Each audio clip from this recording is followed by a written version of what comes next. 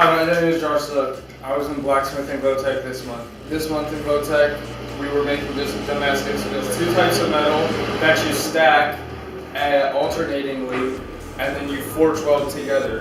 This is what it will look like when you start out with, and then you take it down into bars, metal bars, which are flat and rectangle shaped or circle, whatever you need for the project that you're doing.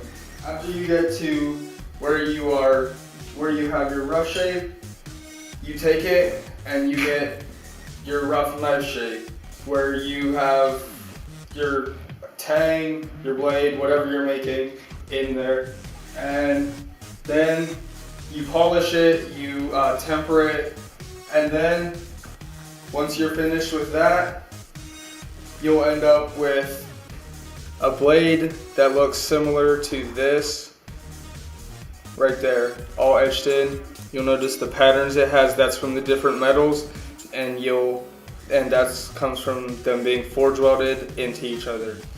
Hello, I'm Wyatt. I was in a blacksmithing shop this month. One of the things I'll be talking about is the tools that we use, and I'll be talking about how to use the press. So what we do is we take a piece of steel or rebar or whatever we use and put it in the press, and this connection here will smash it into a longer piece of metal. The older version we use is a